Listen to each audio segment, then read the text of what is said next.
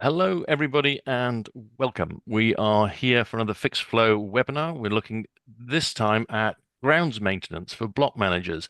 As an ex-property manager, I'm going to steal something that Helen just said. As an ex-property manager myself, grounds maintenance was, I always thought, quite an easy thing. But the more you get into it, and like most things, as we're finding, the more legislation comes along, it gets a lot more complicated.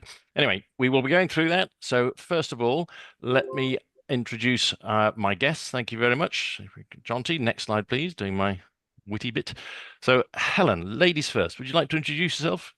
Hi, I'm Helen Roberts. I'm the Director of Client Services for Fexco Property Services. We are the third largest managing agent in the UK that is built on varying brands nationally.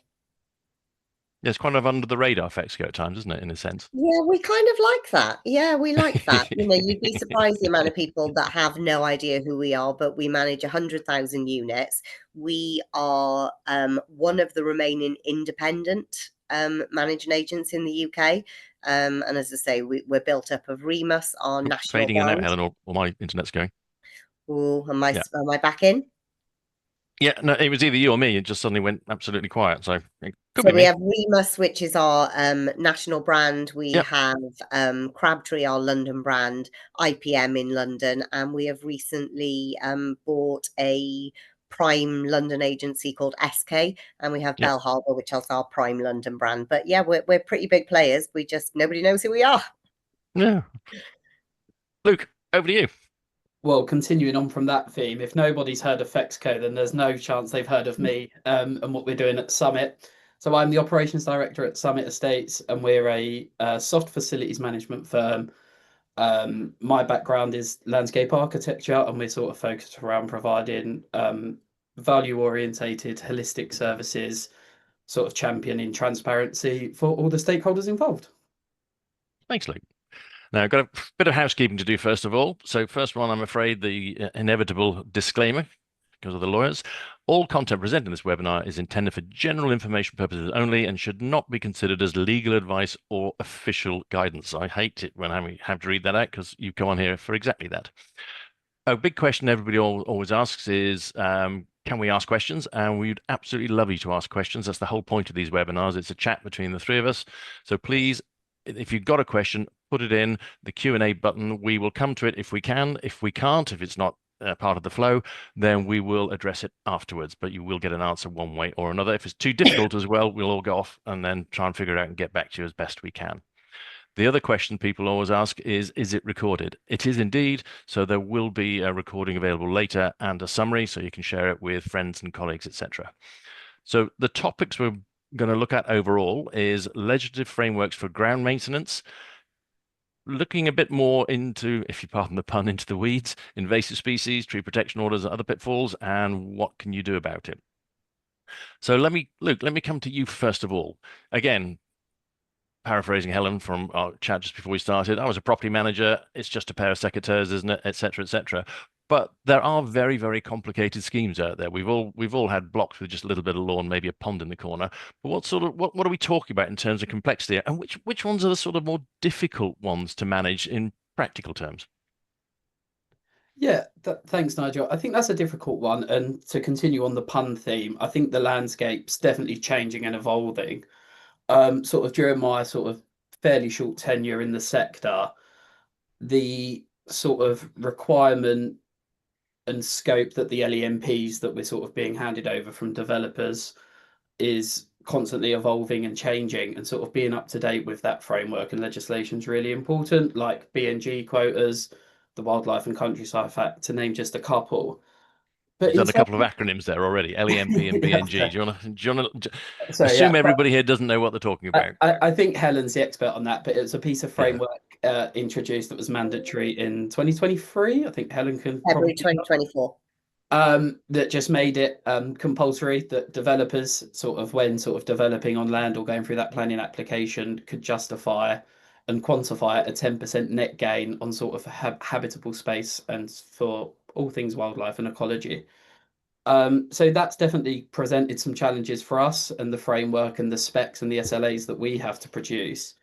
But in terms of complexities of sites, I imagine most people probably imagine it's the 100-acre sites or the 200-acre sites or the big sort of rooftop gardens in the city that are quite difficult to maintain. But a thing that we're starting to see more and more as these developments are getting larger and larger is the developer sort of enforcing an estate management scheme on these developments.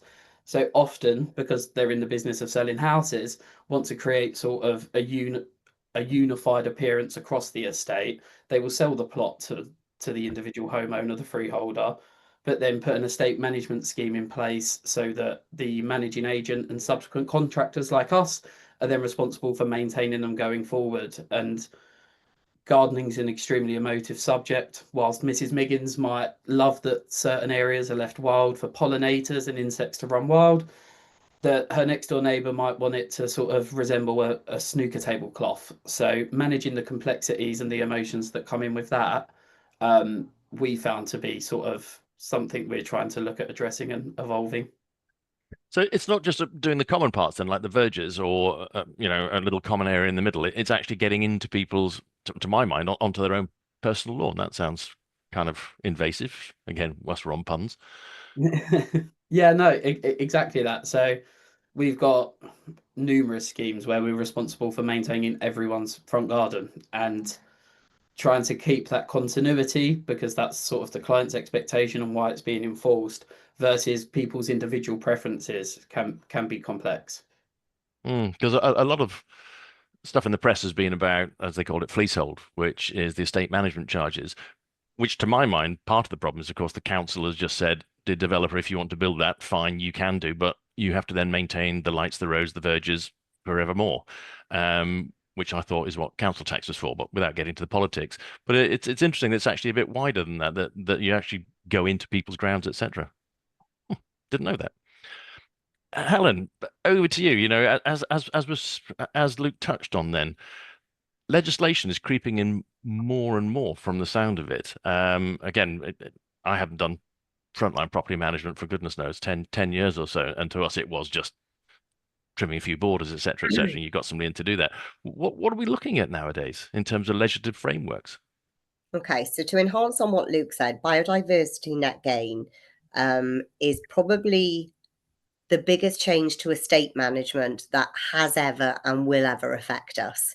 Luke is 100% right that it is a 10% gain, but it's a minimum of 10% gain. And importantly, it needs to be maintained for a 30-year period. So it's not, so they're essentially saying that whatever development happens in the UK, be it residential, commercial, block, estate, the land has to be a minimum of 10% richer in habitat and ecology post-build than pre-build. So it means that, like, we've always had monitoring and maintenance requirements surrounding what we do with estate management and block management. But with the 30-year period and a whole heap of liabilities that go with that, it means that it's going to turn everything on its head. It means that your choice of contractor as a managing agent is ever important, because you really need a contractor that's going to understand the intricacies of the 10 different types of grassland and the different frequencies that go with that grassland. The LEMPs, which is the Landscape and Ecology Management Plan that Luke was referring to, and associated documents that Luke will have worked with previously, will all start to be replaced by a HMMP, which is a Habitat Management and Monitoring Plan, and that will outline what needs to be done in these biodiverse areas. But how it changes is because the managing agent obviously now needs to be responsible for that for 30 years. So in conjunction with the contractor, you need to ensure that all of these areas are being maintained in the right way. Conversely, it ties back into how your relationships work with your house builders and how the handovers work and what information you need to require at that time, which gone are the days where you would take a development on and walk around and kind of say, yeah, I can't see any health and safety issues. That's brilliant. As a managing agent, because you're going to be responsible for any future failures, you are going to have to go down to the granular detail of checking soil quality. And I mean, Luke will probably be be better educated on this, but failures of landscaping and habitat areas may only happen 3 to 5 years later if the right depth hasn't been reached or the right soil quality hasn't been laid. So gone are the days of, you know, the developer chucking some topsoil down and some rubble and chucking some plants over and then walking away a year later and leaving it to the service charge to deal with. So, I mean, it's not even, Helen, just even the BNG, like you say, that's responsible for that handover process. We've got multiple schemes where developers or agents or the Manco have then sort of been served with a Section 106 breach, because as per the planning requirements, there was meant to be X amount of birch trees across the development for certain bird life. And if those die and aren't replaced adequately, it's also not just falling under the BNG quotas of that 10% gain. It's also could be in breach of other legislation as well. But I think it all ties back into how agents really need to up their game in terms of the mobilization process. And I mean, for instance, we've started, we were kind of ahead of the curve, and about 2 years ago we introduced a green space team, and all of our pre-handovers are done by horticulturalists rather than property managers, because we recognize that our property managers are never going to be skilled enough to identify the difference between flora and fauna or missing trees. So you've got BMG on one hand, and I would say, you know, SUDS, sustainable urban drainage, is a feature that when I was a property manager, I'd never heard of. I didn't know what a SUD was. There is now legislation in Wales that each development has to be built with a certain level of sustainable drainage, and each development then has to be passed in the same way that a block of apartments would go through building control. We have SABS officers, SUDS approving body officers that have to sign the SUDS off, and that will be rolled out in England very shortly. And what is sustainable drainage? Is that attenuation tanks to hold and slow release, or what are we talking about? So you can have swales, attenuation tanks, attenuation basins, wet basins, dry basins, culverts, a myriad of things. People often think that the maintenance of SUDS is looking after the green infrastructure of the SUDS, but actually SUDS are a mix of grey and green. Grey being the tanks, the crates, the inlets, the outlets. So again, I'm going to tie it back to your choice of contractor. You really need to start using people, and your property managers really need to be well versed in what they're managing, how it works, what the dangers of these not working are. And to tie it back to the handover again, it's imperative that when you do a handover, you get those SUDS checked as soon as possible by a qualified contractor.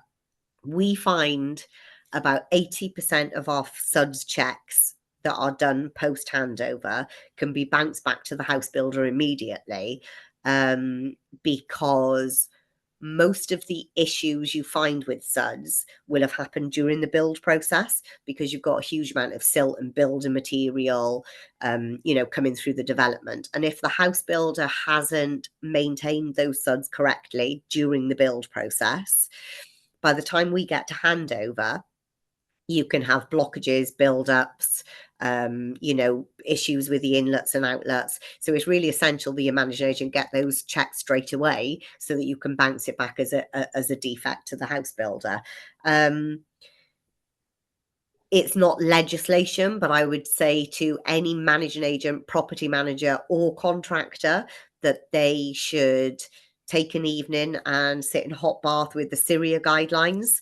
And they are, they're best practice and guidelines as to how to maintain and manage varying different SUD systems. But I've been doing this job for, well, a long time. I won't say how long because it'll make me know how old I am. But estate management particularly has had more changes in the last 2 years than I have seen. I mean, take the Building Safety Act out of it. We're talking about green spaces today. But there are what we need to do as a business model moving forward and what we require our staff to do and our contractors to do will be a completely different model this time next year. Because even though, Luke, you're saying about BNG now, actually BNG hasn't really hit, because it only applies to anything that went through planning post February 2024. So we're not even seeing really developments coming on board with the high level of maintenance and monitoring and surveying. And What about only legacy stock? in Because terms, sorry, this is, Nigel. I'm hearing this is, on the side, by the way, Emma has very politely said what guidelines. You mentioned getting a warm Oh, bath yeah. and open your veins up. What was the guidelines to read as you said? CIRIA. CIRIA. There you go. Hope that helps, Emma. So a couple of questions here. One, you're talking a lot about new developments where you can go back to the house builder and say, look, you're silted up. What about if it's 10 years old? And the other one, where's proportionality? So I've got a block of 6 flats with a little bit of lawn in front, which Yep. is 3 years old. Does this Yep. all still apply? Do I have to bring an ecologist in every year? What are we talking Well, about here? you will have anything that's probably 10 years old, you will still have a landscape and ecology management plan that goes with that development. But it may be a very basic generic plan that doesn't go into a huge amount of detail. But just BNG brings this. It's like the landscape and ecology plans on steroids. And the fact that it's now 30 years, but anything pre-February 2024, you'll just have your basic maintenance and monitoring. Because I'm just casting my mind back. Say if I was only a property manager from 2009 to 16, so I may have missed it, but I don't. And we only had 50 blocks, but I don't remember ever seeing anything about I that. wouldn't. I'll When I tell was you a the property challenge we manager, I face. didn't even know what they were, Nigel. I Yeah. would say that these have only come to the forefront. I didn't even know, and I mean, I'm a director of the company, and if I'm honest, I'd only even started hearing about landscape and ecology plan. I mean, we used to do budgets, if I'm really honest, as as little ago as 6-7 years. We would look at a plan and go, yeah, 2 men, 3 hours. Yeah, lovely.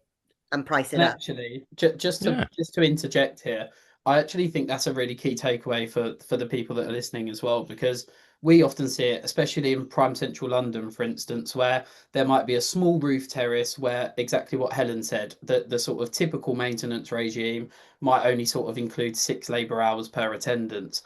But actually, what sometimes I sometimes think the property managers can fail to consider is those brown and green roofs that, although sort of within a plan only sort of need an annual maintenance check, actually if the moisture in the drainage from those green roofs fouls, it's actually sort of then almost getting into section 20 consultation sort of money to get those repaired, because there's apartments underneath and the ceilings will collapse. So it's just always worth considering, especially when you've got elevated gardens, which in prime central London we see on a daily basis, that actually when these things foul, they foul hard and it's expensive to repair. So sort of factoring that in is always a worthwhile consideration. I mean, what's worrying there, Luke, is again, I keep harking back to my very long ago time, but grounds maintenance, etc., tended to be the first thing up against the wall when they wanted to cut costs. Oh, Jill in flat 2, she loves a bit of gardening, so she'll take it over from now. That doesn't sound like it's going to work anymore. No, it won't be possible. It absolutely will not be possible, because Which will be an emotive discussion, because Jill will really want to do it. But it's all about education. So, all of these things are in play, and we keep on referring to block, but block is probably going to have the least amount of requirements. It's more your estates that you're looking at. So it's about educating those residents at the point of purchase.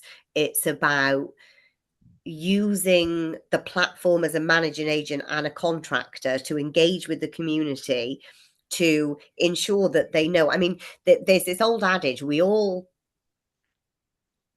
think that clean lines and tidiness means good maintenance. And that kind of comes from the Victorian ages. So it's about us educating the residents either by signposting, QR coding, residents meetings. inviting them out to community engagement days to kind of say, the reason that you're looking at this really messy area is because X, Y, and Z animals are attracted to this area. This is what they do for the environment. And I think there's still practical maintenance approaches that you can do to sort of nullify that. Like, let's take like wildflower meadows and grasslands, for instance, because that's usually a fairly decisive topic on estates in particular. And I think by sort of just having a sort of 1 meter service easement back from curb lines or infrastructure away from people's houses on these sort of wildlife corridors or grasslands. Technical thing, 1 meter service easement. You're talking just a wild strip? Yeah. Okay. So, like, because you often see it, right? Knee rails along sort of the roads of developments that sort of been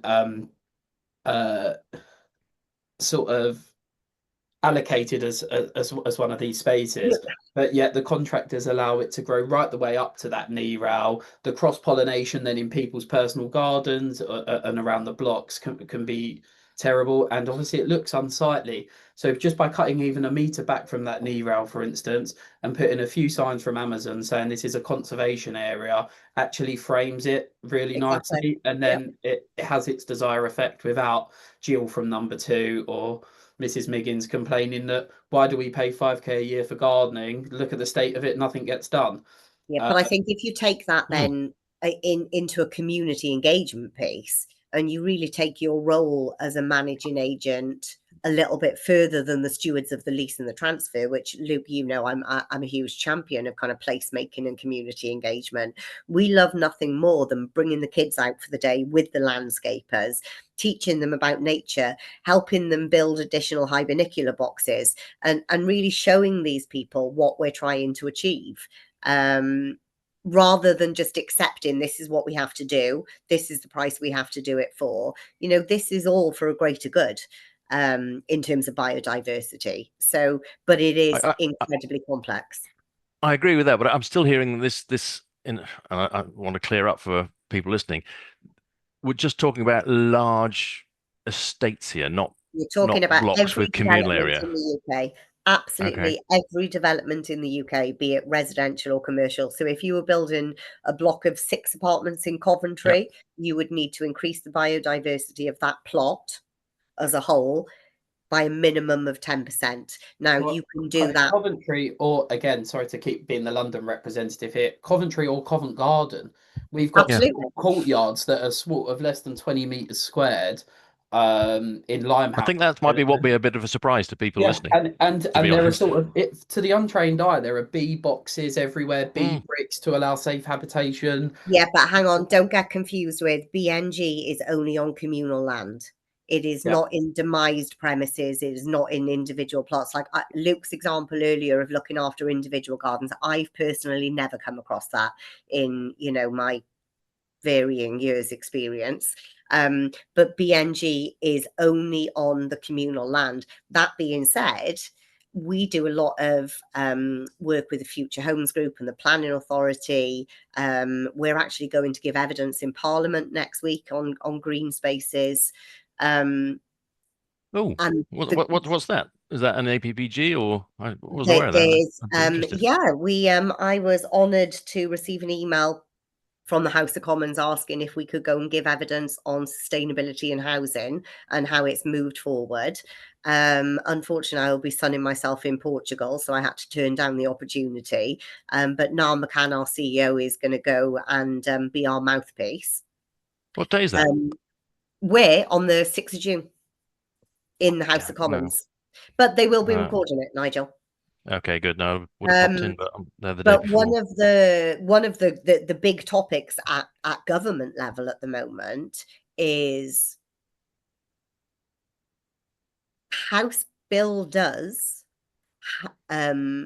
primarily provide these gardens as part of the product that are topsoil at its very, very least, with absolutely nothing in there. And actually, if we're looking at biodiversity as a whole, why are we not looking at the individual plots and the demised premises to include it within BNG? But importantly, just for clarity, BNG is communal land only.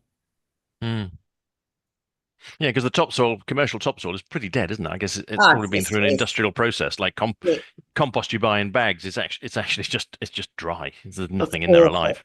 And do Yeah, you know what? awful. Actually, for sort of wildflower areas and grasslands, actually low fertility soil is better.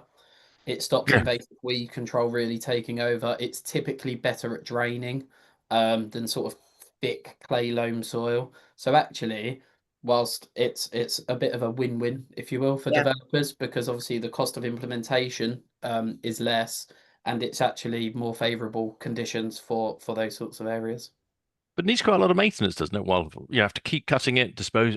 You can't leave the clippings there. You've got to dispose of them because it's got to mean, as you say, Common low. misconception, Yeah. wildflower should only be cut once, sometimes twice a year. Mm. So people think that it's hard to maintain. It's probably one of the easiest to Oh, maintain. okay. You've just got to have the right equipment and Yeah. the right knowledge to identify that it is wildflower and what you should be doing it. The amount of developments, and not to call house builders out on this because obviously they pay my bills and keep me in posh shoes. But because of this whole visual element to wildflower, we often do find that the contractors that they're employing themselves to maintain during the build process are just mowing straight through the wildflower meadow. But no, common misconception, wildflower is not difficult to maintain at all. I think the control of invasive species within it is the biggest challenge for us practically, because obviously where Mm. this is a natural ecology area, typical sort of resolutions like spraying of herbicides is obviously sort of counterintuitive. So the sort of invasive species control is one challenge. Um, and secondly, that Helen sort of alluded to was just the type of machinery required. Obviously, when you're mowing your grass at home, sort of a £200 mower from home base is fine when you've got to take an inch off. If you've Yeah. got a 50-acre sort of swale that needs cutting, that's quite a lot of infrastructure, quite a lot of horizons that need removing from site. So again, It, obviously poses its own problems and It's making sure also you've got. worth mentioning that, of course, with the biodiverse areas and the new habitat areas, the developer could have done everything right. The managing agent and the contractor could do everything right, but you still have nature and Mm. human kind of, what would be the word I'm looking for? Human error, or footfall, better word. But if an invasive species takes over an area of biodiversity and you get a failure, the BNG clock, no matter where you are in that 30-year period, goes back to year zero and there's a big fine. So What? I mean, it might be how long's a piece of string, but what is a big fine? What are we we don't talking? know yet. Mm. We're waiting at the moment in true government style. They've rolled these legislations out and the kind of next stages of it haven't quite been worked out. But which is why when I said it needs to be a minimum of 10%, most Yeah. house builders are working kind of 15 to 20% to allow for natural failures so that you're not then running below your 10%. But any financial liability to renew these areas in that 30-year period will fall to the resident management company, because they become the landowner when the land has been transferred into Mm. the RMC name. So it is just super important that you're using the right people, you're taking on the right land, and you're paying as much due diligence as possible. But that being said, it can still go, I was going to say tits up, but I couldn't think of a Well, better. that you And know, actually, Nigel, blue tits, sort of. great tits, Paris minor major. You're absolutely right on that And one. actually, Nigel, circumnavigating back to sort of your original question about the cost, I know we've sort of deviated from there, but actually, I think that's where sort of best value and best price is really an important consideration. And I hark on about this all of the time. But actually, to the firm that might have quoted 3 grand a year to look after all of these areas, might not have actually really factored in the true cost of looking after the head walls of the attenuation basins and doing sediment tests of the bottom of balancing ponds. And I think sort of making sure that a supplier, and I'm not just shouting us out here, but that suppliers have really read and understood the LEMP and created a spec that actually includes all of these things, so there's no hidden costs down the line, is a really important consideration. And it wouldn't be the first thing I scrapped off my budget to I save agree. costs. Oh, by the way, Jonty's listening in the background. Jonty, we should definitely do a glossary at the end of this. What is an SLAMP? Emma's asked what's a BNG, biodiversity net gain, It etc. makes But us sound really clever, though, doesn't it? it does. It does. Yeah. OMG. Look, you said something which struck me as well, because everybody, grass, that's just grass, isn't it? In fact, try cutting ryegrass as opposed to the stuff that's out on my lawn. It's a very different set of mechanics and machinery, isn't it? So again, you're back to somebody who knows what they're doing Yeah, and has the absolutely. right machinery for the right Yeah. for the setup. But yeah, we typically use like what's considered a flail mower. It's a really unique instrument. I mean, again, the cost considerations. I mean, we purchased a new one in November last year, and it was nearly 60,000. And they get used once or twice a year across the development. So it's a huge sort of investment in the infrastructure required to look after these areas, because if anyone's got a garden at home and sort of left it for a couple of months because they've been really busy, trying to sort of get that land back under control is really difficult. And there is specialist machinery out there. It's just not cheap, and not something sort of a local one-man band might have access to, so just again another consideration. And it might be worth asking your supplier sort of what their implementation process is for sort of looking after these areas, because I think that would be a good way at identifying those that actually understand sort of the maintenance requirements, and those that are just, we'll put in a price and see if we get it. Now, you both mentioned costs, and Sam definitely has said, I mean, we know the answer to I'm afraid the answer, but in your opinion, whose responsibility is it to educate residents who are buying new properties with the estate charge of the inevitable additional costs? Because we're talking, as you've said, specialist machinery. We're talking have to have ecologists come in, I'm guessing, at regular bases to look at it, etc., etc. How do we get people to understand this? Sam, I'd love it if the government did that, and if estate agents did it. It just doesn't happen, I'm afraid. So it's kind of, I think, down to us, because we're the ones left holding the hot, the burning ember at the end of the day.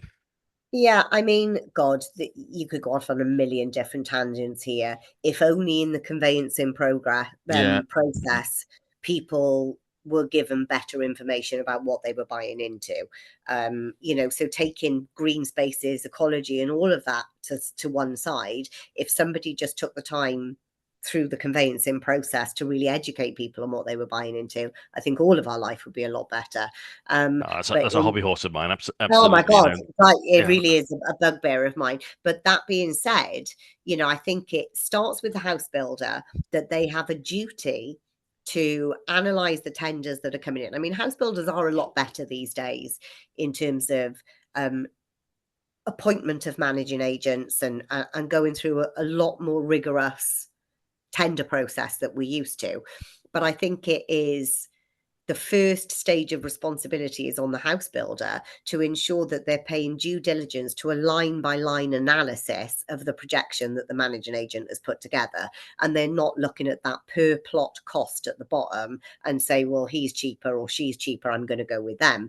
Because as a conscientious managing agent, we will price out the actual price of maintaining this. And yeah, it might mean we come in higher than somebody else. But if you've got a house builder that just wants to work to a certain price so that they can sell the house, you're on a losing battle. But then I think it is the managing agent's responsibility to continue the education piece, because when people are in, ultimately we are the voice for the residents, and we are the stewards of the assets and the community. So I think that the education sits with us then, but the finance of it, if the handover has been done correctly and your managing agent really tears apart what has happened in the build process to ensure that they've been handed over the right product, in terms of service charge and finance, you won't actually see that much difference to how a service charge is built now. And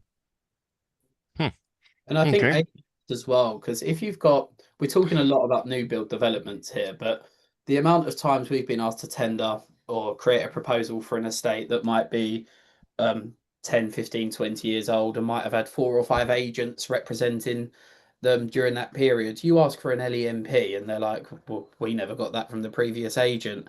So Yeah. actually, sort of, I'm not sure if that's something maybe TPI could implement, but actually making sure that's a requirement of the handover documentation would be really useful for suppliers like us, then knowing actually what is it exactly that we've got to do. Because for us, it's like our playbook, it's our Bible and the framework of which we create our specs and work to. So without having those, it's really difficult. And as Helen's mentioned, there's only more coming across, like the habitat management plan. So yeah, just making sure sort of that those are there and on file and get transferred if sites are won or lost, which inevitably is going to happen. That's another one that we is a challenge for us. Well, I hope there is somebody from TPI listening, but I'll certainly pass it on because I'd like to think I know a little bit about property management, but this has been quite an education for me. I'm quite shocked by some of the stuff I'm hearing, maybe because I've just not been close to the front edge, but I just think what we did, and none of this. Okay, it was a while back, but Nigel, a lot of the house builders that are supposed to be delivering it yeah. don't know about this. So, I mean, we do various road shows to bring the education to the ground. I mean, we did one in UK Reef last week, and we had 71 people there. And we're trying to spread the word as much as possible because genuinely the lack of knowledge in this area is frightening. And Yeah, like and I think that you're absolutely right there. Again, being honest about it, when Jonty first suggested this, sorry, Jonty and Fixflow, I thought, well, that'll be a quickie. What else can we throw in there to keep it going? Your colleague, Helen, Rob Schofield, I hope I pronounced that right. We, Fexco, have also been discussing the quality of demised garden areas with the RHS, who are looking to promote better delivery and management. I don't know if there's anything there you can add to that. Yes, I think that ties into what I you. was saying about the fact that that BNG only covers the communal areas at the moment, and you know, we've been discussing with the RHS how we can then incorporate some of this biodiversity into the individual premises, because they, like I say, they just get delivered with a really thin layer of crappy topsoil on rubble. And actually, if the government forced more action into the individual plots, I mean, I can't remember the stats. Rob might be able to give you a better stat, but the amount of land that sits within the demised premises could pick up a huge percentage of this biodiversity. 100%, because what you see and sort of the trends in garden design, I think is quite a big failing as well. But sort of the big hard landscape sort of rear patio with sort of artificial grass on top is absolutely just sort of killing every microbe under the soil that exists. So I would really welcome that sort of change, that actually rather than just the central areas, how can we sort of tie it into the individual properties would be great for us to all try and sort of hit these sort of net zero and B&G goals, you know. Yeah, and of course it has further implications, doesn't it? If you've got, as you say, that the hard standing or the hard patio with the artificial grass, the water's got nowhere to go except down the drain and into the sewage system with all the overflows. Water's going to be something that's coming up. James the Adam says, I've just completed MTPI and this is all new to me as well. So I will take that back to TPI. They did the CMA Market Authority last year. Didn't mention BNG once. And it came into law February 2024 this year. They did not mention biodiversity net gain once. And honestly, this will, if you take anything away from today, it's go away, Google biodiversity net gain, raise it with your senior management, speak to your contractors, because your contractors are so key to this. Because, you know, gone are the days that you would just get like Dave in his van to come out and mow the lawn. You know, you need somebody. Even landscaping as a profession, I think, has changed. You know, no offense, Luke, but 20 years ago, it was almost the... It wasn't... No, I agree with you, Helen, because I frustration. I've said to this, Luke, before. You know, I still remember saying to a succession of gardeners, I guess the word, you know, what can you do with this area? And they go, well, whatever you want. I said, no, but what do you recommend? I can do whatever you want. I said, yeah, but you tell me how we get succession planting. Tell me what what's the plan? Oh, yeah, I can do whatever you want. That's all I ever got Yeah. back. Yeah. And it You know, you drove need me bonkers. contractors. You need contractors to understand even the geographics of where you are, because you know where you are in the country is dependent on which plants thrive in those areas, which plants will take, which animals are native to certain areas of the country. So, you know, we're really looking at our contractors to be a lot more educated than we did 10 years ago. And I No, think there's a no clear pressure on you there, Luke, then. Sorry, no, yeah. we're trying. I think there's a really clear distinction as well between sort of grounds maintenance and gardening. Like there really is a difference between those two. Um, like you say, with my background, sort of I've spent sort of the 10, 11 years of my professional career constantly trying to keep up with the legislation change, and it's often my party piece that I sound like I'm sort of naming Harry Potter spells as we're walking down the path, as I'm naming all the trees as I go. But yeah, I think there's that clear distinction: grounds maintenance, that sort of strimming and mowing of lawns throughout, and gardening is that sort of far more attentive process. I And think there's still a place for your basic gardener, though. You know, when you've got your blocks of apartments that just have amenity grass in front of them and a bedded area, there will always be a place for, you know, your one-man bands that maybe aren't as horticulturally educated as somebody like Luke and your team. You know, in the same way as there's different managing agents for different developments, I think there'd still always But be then, a place for in that a example, Helen, though, low-level. Yeah, you said there that BNG still applies there. So is only from Joe post Blogs? Ah, only post February 2024. And what they might do on a small block of 6 apartments, yeah. remember you've only got to meet that 10% gain. So But how it do you would prove only, that?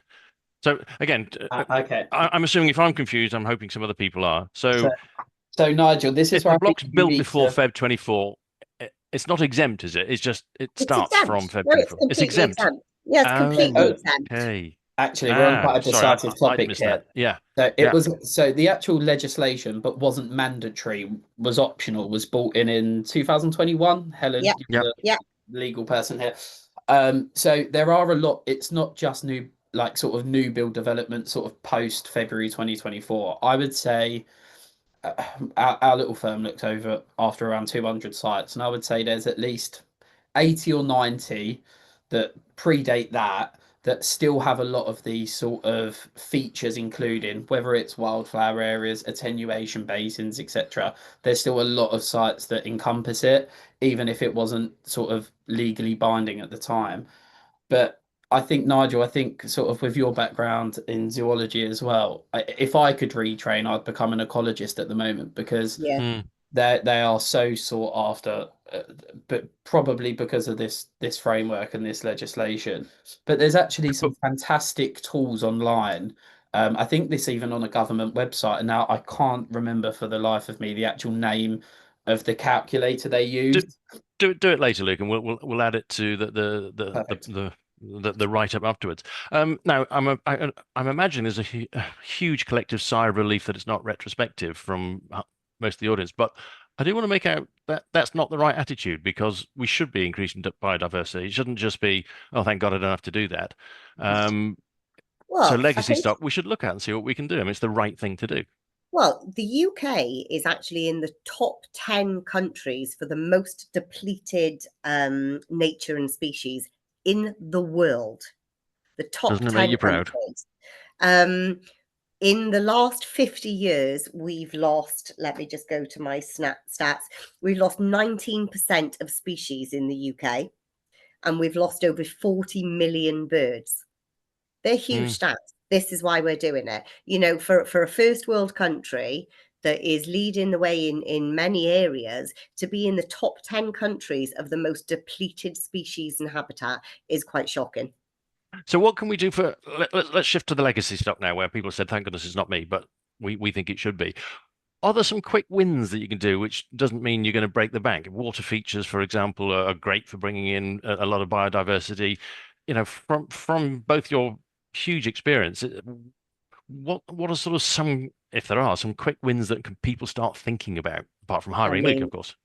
Yeah, hide them cat in the boxes. boxes, bean bricks, Yeah, some really sort of cheap ways to encourage wildlife back into the garden. And I think the best thing you can do is actually your sort of maintenance regime. Don't get me wrong, I think you sort of touched on it earlier, Nigel, but straight lines and that are so out now, trying to Mm. create an environment that's mutually sort of adaptable for not just sort of human use, but for wildlife as well. And maybe just change that mowing from weekly to monthly over the sort of nesting months, etc., etc., stuff like that, which actually is a zero cost. In fact, it will probably reduce service charge budgets. Is one way, like initiatives like No Mow May, for instance, is a great way to encourage sort of pollinators and wildlife back into the We've done projects green together as spaces. well, Mm. haven't we, Luke? Particularly in urban blocks. In your, annual service charge budget, you will always have an element of additional planting, or know, which areas you've got to go to. So, if you look at some clever planting, and kind of either change out what you've got in, or add more in, which you would do as part of your natural cycle anyway. But if you choose the right planting, as opposed to just putting a typical hard-wearing plant in, you're naturally going to increase the biodiversity of that area. But, bug hotels, hibernacula boxes, Mm. bird boxes are harder. I mean, the Future Homes Hub, which is a good group for everybody to go away and Google as well, because they are a body that is bringing the stakeholders together for BNG. And they have managed to get, I think it's 63 house builders to sign up to a pledge that every house they build will have a Swift box installed in Yep. the property. Yep. And a bat box as well, if possible.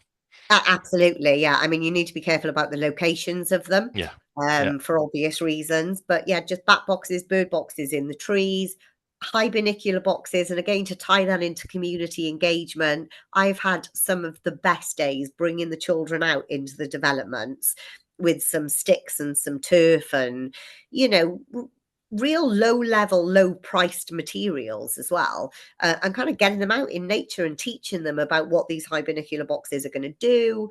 So there's lots of things you can do, and maybe we could put in the follow-up piece, Nigel. I'll put a couple of suggestions on paper for you, to give to everybody.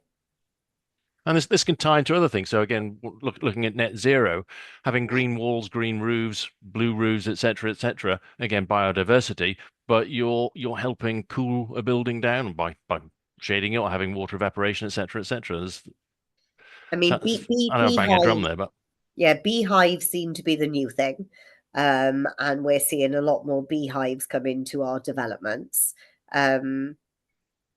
I have a lot of question marks as to Tell people in the chat.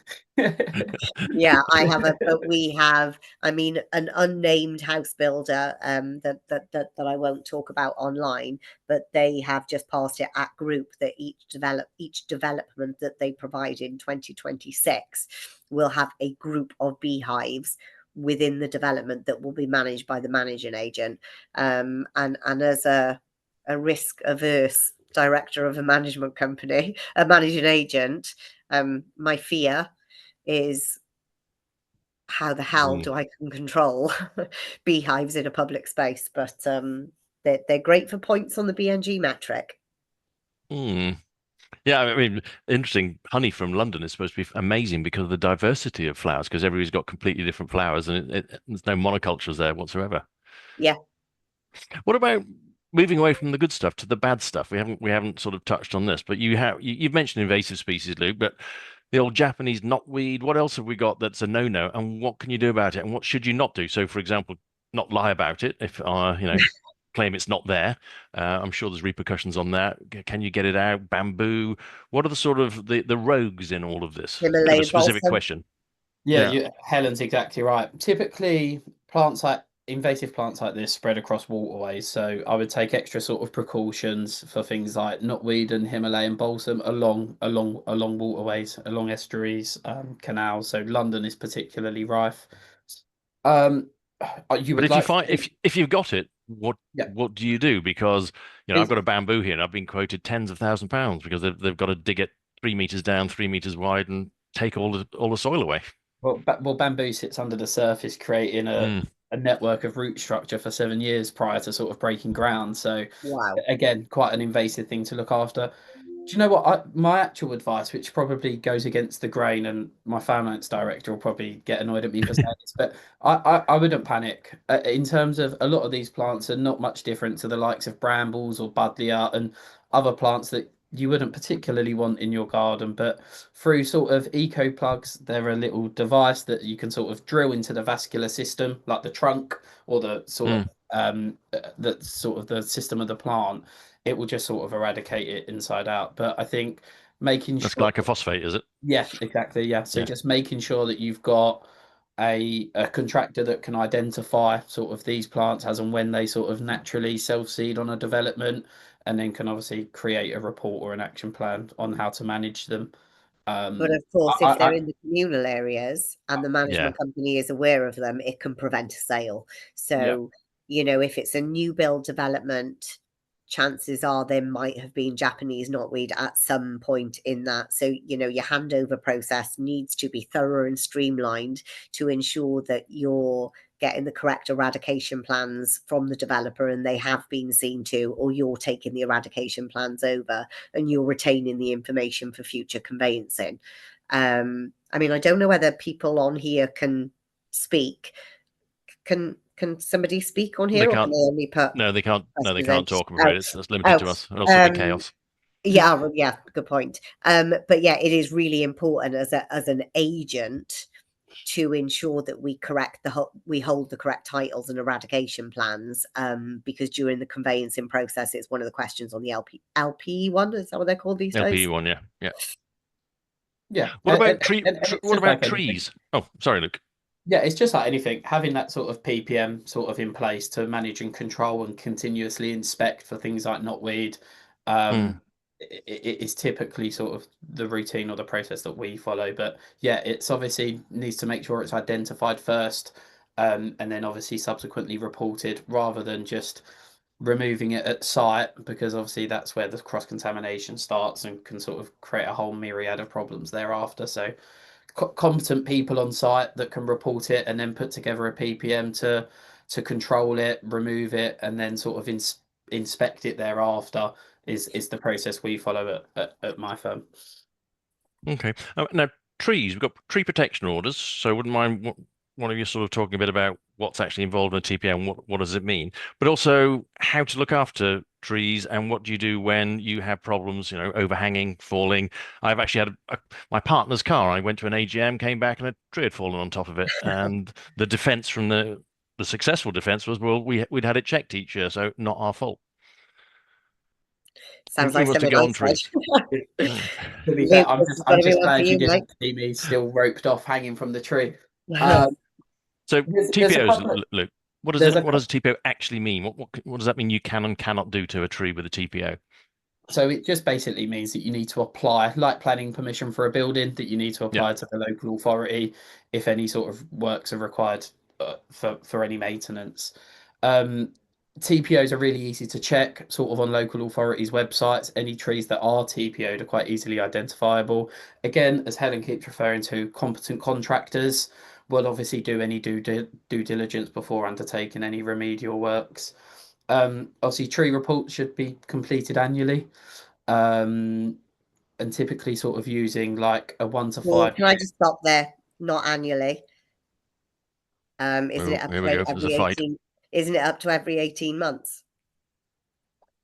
I I think mean, Luke was saying best practice, but yeah, okay. Rob, But is it anyway, Rob? Can you put it in the chat for me? I think it's up to every 18 months from a service charge perspective. Okay. and that is just an inspection where a qualified person comes out and says it's not rotten inside, it's going to be okay, or slash it needs pruning because it's getting unstable, etc. Is that what's involved in that? Yeah.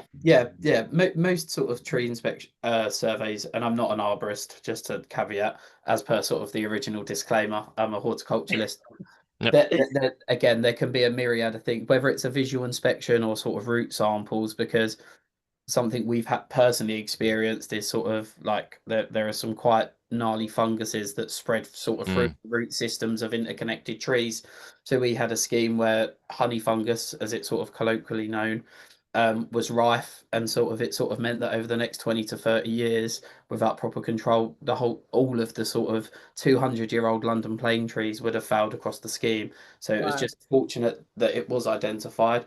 The other thing I would like to touch on, though, because again, and I'd like to think we're a competent contractor, but we nearly got caught out really recently. Because whilst any tree with a TPO will be listed on sort of local authorities register, certain things aren't covered and won't be visible. So we was doing our due diligence following the inspection to undertake some remedial works. And this was in zone 1. It was in Bermondsey, like the most urban developed sort of part of the capital. And sort of quotes had been accepted, purchase orders had come through, and again, I will always admit my shortcomings. It was only that chair of a subcommittee for the gardening for the unrecognised residents association noted that we was actually in a conservation area, and that wasn't something that I'd even considered because we was in prime Bermondsey. And sort of after doing a bit more check-in, All right, I used to live in Bermondsey, which you're surprised as a conservation area. Thank you. yeah, and the reason the TPO wasn't listed because there was basically a blanket conservation area covering the whole sort of postcode, which meant that rather than sort of each tree having its own individual TPO, every tree was covered under that conservation area plan. So again, just another thing to consider with trees, that there might not be an individual TPO, it might be a whole area that's got a conservation area. Sort of So what happens if you do that by against mistake? preservation As a orders. property manager, I've called in. I won't use you, Nigel Glenn arborist, who actually doesn't know what he's doing. He's just come and happily chopped a tree to bits, and Yeah. it turns out it did have a TPO, was in a conservation area. What's the outcome of that, apart from a slap wrist and a Yeah, the fine, I'm best thing to guessing? do is just be honest about it. I mean, it's Yeah. happened to us in the past, I'll be honest. And you often get residents who might touch trees that they shouldn't, or if there's overhang going into their garden. The best thing to do is just be honest and approach the local authority, and kind of put your hands up and say, I'm really sorry this has happened. We won't do it again. I've never seen a fine coming through, but it is my understanding that a fine could come through to the responsible person, and that fine could change local authority to local authority. But I've personally never seen one come through. But of course, if you're not keeping on top of your pre-surveys, your public liability insurance will be invalidated. Oh, and Rob's been helping in the background. I'm very impressed you've Thanks, come in with Rob. somebody in the background. Periods can vary depending on the size and tree condition, and more acronyms. Many LEMPSs/HMMPSs will dictate frequencies. 18 months works well on the trees, and will be seen in and out of leaf on rotation. Yeah, conservation areas, anything bigger than a baked bean tin is automatically covered. So thanks for that in the background, Rob. I like having that in the background. Amber's got a very specific question, which you might or might not be able to answer. Process of taking on the estate.